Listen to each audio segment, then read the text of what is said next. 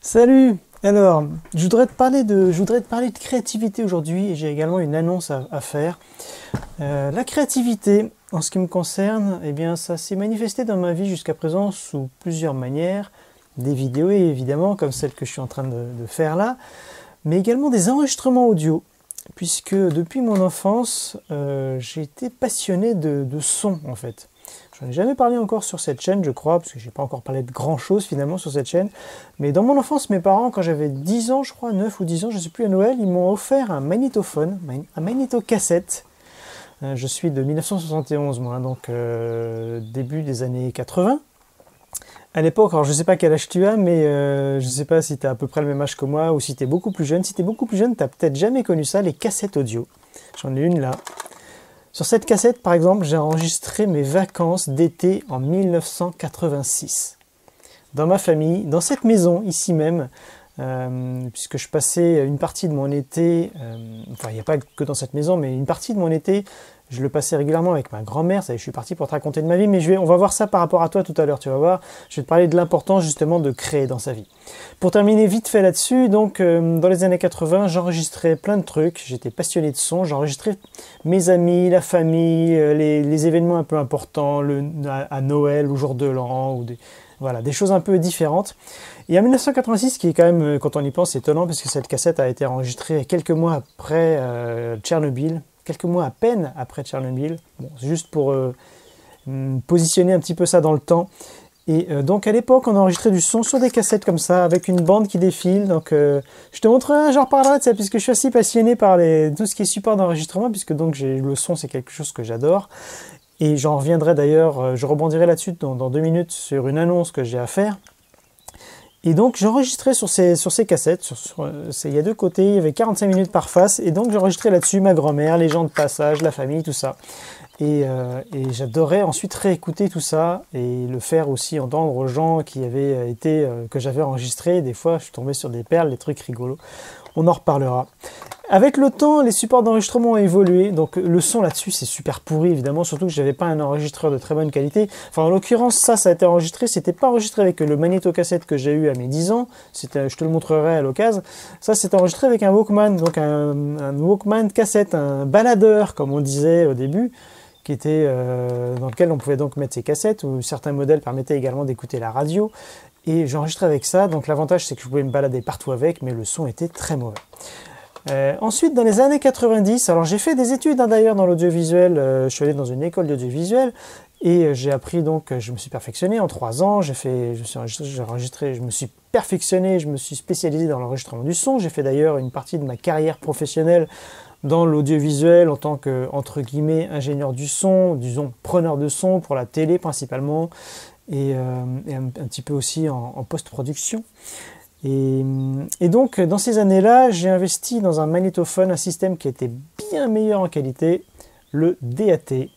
Alors, techniquement, c'était pas ce modèle-là, puisque ça, c'est un ami qui me l'a donné, mais j'avais exactement le même que je me suis fait voler il y a quelques années, mais c'était cet appareil, et ça, c'était la révolution à l'époque, puisque l'avantage d'un appareil comme ça, c'est que ça te permettait d'enregistrer avec une qualité audio identique à celle du compact disque.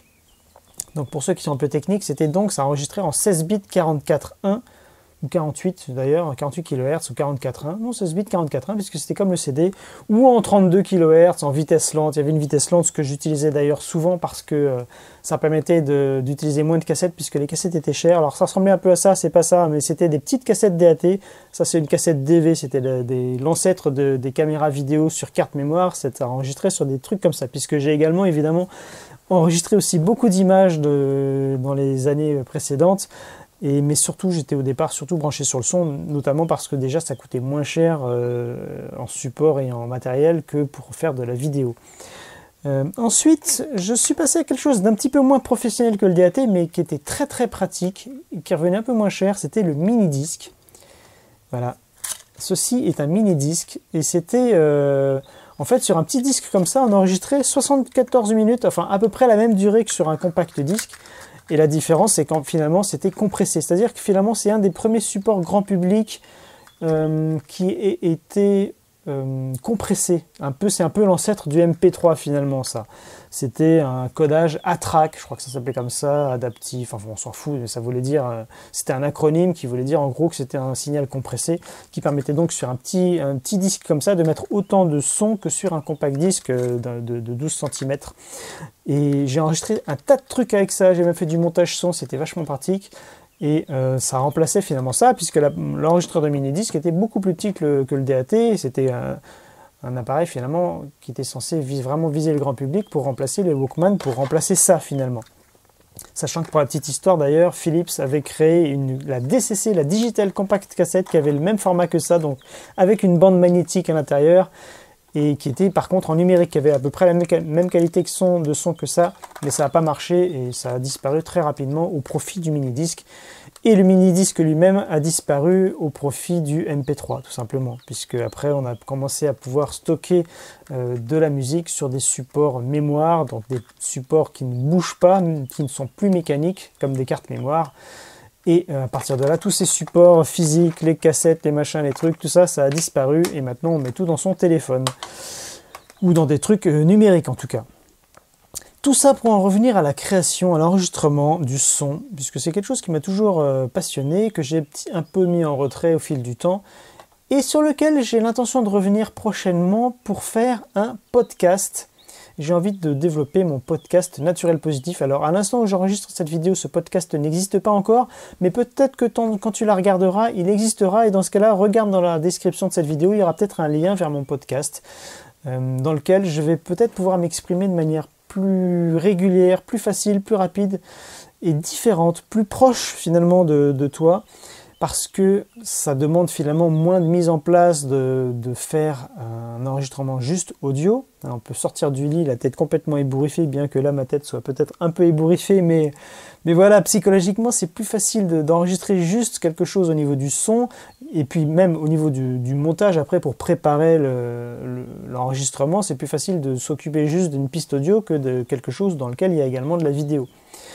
Il y a plein de manières de partager ensuite son podcast. Je le mettrai, je pense, sur SoundCloud, que tu connais peut-être. Sinon, de toute façon, je t'en reparlerai. Et puis après, tu pourras le trouver sur plusieurs plateformes, mais a priori sur iTunes, enfin sur l'application podcast d'Apple, qui est un agrégateur finalement de podcasts. Enfin bon, bref, on ne va pas rentrer plus que ça dans les détails. Mais donc j'envisage de créer un podcast dans lequel je parlerai évidemment de ces fameuses solutions naturelles et positives pour être en meilleure forme, pour avoir un meilleur bien-être, être plus heureux, et puis également de tout un tas de trucs peut-être plus ou moins personnels de temps en temps, parler de son également et de musique, et enfin voilà, de toutes les choses qui m'intéressent et qui t'intéresseront peut-être si tu m'écoutes évidemment. Je me doute bien que si tu es en train de m'écouter, c'est que ce que je te dis, ça t'intéresse forcément un petit peu. Ce que je voulais dire également, donc, alors je vais faire ce podcast, ça c'est quelque chose, voilà, j'y réfléchis encore, je réfléchis un petit peu au format, tout ça, mais je pense que je vais évoluer petit à petit, ce ne sera pas figé. Et pour parler de création également, tu l'as peut-être remarqué, il n'y a pas de musique sur mes dernières vidéos, les vidéos précédentes, parce que j'ai arrêté là pour l'instant mon abonnement au service que j'utilisais pour pouvoir illustrer musicalement mes vidéos. Et puis, et en fait, j'ai envie de me remettre à la musique, parce que oui, j'ai fait de la musique également dans le passé. Alors, je ne suis pas un grand musicien, mais du moins, j'ai composé de temps en temps quelques morceaux de musique, alors uniquement sur ordinateur, avec mon synthé. Pareil, quand j'étais adolescent, je rêvais de m'acheter un synthétiseur, que j'ai toujours ici, qui est là-bas, je te le montrerai un peu plus tard, peut-être pas dans cette vidéo, mais dans une prochaine.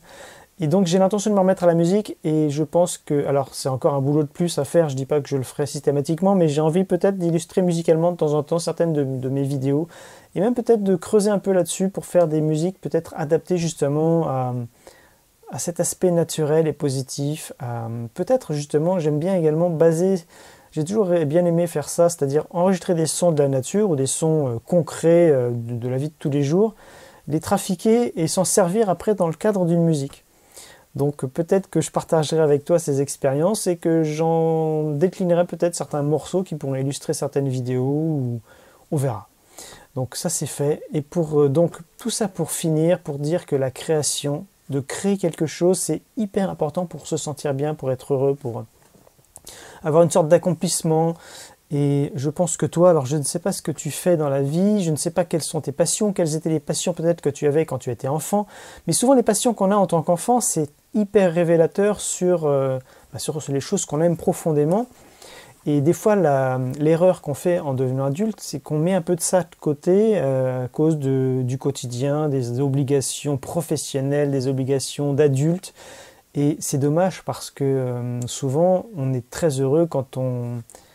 Enfin, c'est quelque chose de très important pour être épanoui, être heureux, c'est de pratiquer ses passions. Alors peut-être que, je ne sais pas, peut-être que tu vas me dire, tu fais peut-être partie des gens qui ont l'impression de ne pas avoir de passion, mais ça peut être quelque chose de très simple, même comme de faire de la cuisine, de s'accomplir, de préparer un bon repas pour des gens qu'on aime. Rien que ça déjà, c'est une forme de création qui peut être très épanouissante, très agréable, valorisante et dans laquelle on peut s'éclater. Donc ça peut être de la peinture, de la musique, de l'écriture, j'en sais rien moi, n'importe quoi, pourvu qu'il y ait un peu de créativité dedans. Et je t'invite vraiment à réfléchir à ça si tu l'as mis un peu de côté peut-être en fonction de ce que tu fais aujourd'hui. De réfléchir un peu à quelles sont tes passions, quelles sont toutes ces choses peut-être que tu aimais quand tu étais plus jeune. Et puis si tu es jeune actuellement et que tu pratiques une passion, mais surtout n'abandonne pas, continue, et éclate-toi et n'oublie jamais ça dans ta vie, même si le quotidien plus tard oblige à mettre un peu ça de côté, ne pas l'oublier totalement. Et moi j'en suis un exemple parce que, un mauvais exemple pour le coup, parce que la musique ça fait des mois et des mois que j'ai pas touché à un clavier, c'est pour ça que j'ai envie de m'y remettre. Alors c'est vrai que des fois on a des priorités dans la vie, on se dit bon ça je verrai plus tard quand j'aurai terminé ça ou que je me serai sorti de telle ou telle situation, mais malgré tout à mon avis c'est important régulièrement de s'octroyer un laps de temps pour créer, parce que c'est comme le fait d'aller voir des amis par exemple, ou de s'octroyer une soirée entre amis. Si on se dit ouais non j'ai pas le temps parce qu'il faut que je travaille ou que j'avance sur tel truc, en réalité, même si sur le moment on stoppe les choses urgentes, du moins qu'on considère comme urgentes ou importantes, pour aller voir des amis, pour s'adonner à une passion ou faire quelque chose, pourtant sur le long terme ça va être rentable, puisque le fait d'avoir mis un peu toutes ces choses sérieuses entre guillemets de côté pour faire un peu quelque chose qu'on aime, ou aller avec des gens qu'on aime, ou faire pratiquer un loisir qu'on aime, eh bien ça va nous permettre aussi à notre cerveau de se détendre, ça va nous permettre de prendre un peu de distance avec tout ça et d'être beaucoup plus performant ensuite quand on reviendra à ces choses plus sérieuses, plus concrètes sur lesquelles il faut qu'on avance. Donc, quelle que soit ta situation, ton âge, tout ça, n'oublie jamais tes passions et essaye de les faire, et n'oublie pas, c'est très important de créer, même si tu te dis aujourd'hui mais je suis nul, je ne sais rien créer.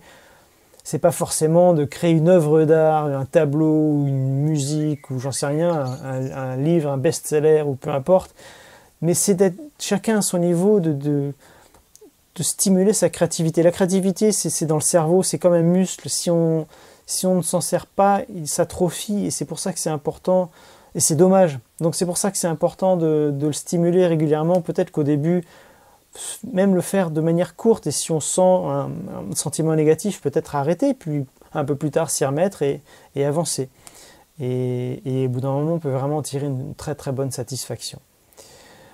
Je crois que c'est tout pour cette vidéo, hein. C'était un peu improvisé, j'avais envie de te transmettre ça aujourd'hui. Donc si tu as envie de réagir par rapport à tout ça, n'hésite pas à commenter. Et si tu as aimé cette vidéo, tu sais ce qu'il te reste à faire. Et si tu n'es pas abonné, abonne-toi. Et tu peux également t'inscrire, si tu ne l'es pas déjà, sur mon blog Naturel Positif pour devenir membre. J'y partage régulièrement du contenu réservé aux membres.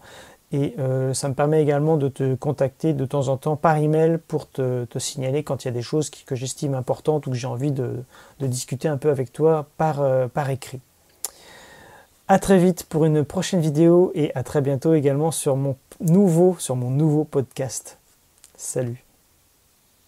Ah oui, t'as vu ça? Ça c'est mon télescope. C'est super pour regarder les étoiles, enfin surtout pour regarder les planètes, puisque les étoiles sont un peu loin, et puis c'est pas le top télescope. Mais l'autre jour j'ai regardé la Lune avec, et c'est super, on peut voir les cratères, tout ça, c'est pas mal. Au moins de voir les planètes Saturne, Jupiter avec de ses propres yeux, c'est sympa parce que ça permet de réaliser que ça existe vraiment. finalement, dans les bouquins, on pourrait se dire, oui, bah, qu'est-ce qui nous prouve que ça existe? Eh ben non, je les ai vus en vrai, les anneaux de Saturne, et j'ai vu en vrai Jupiter et les satellites de Jupiter. C'était sympa.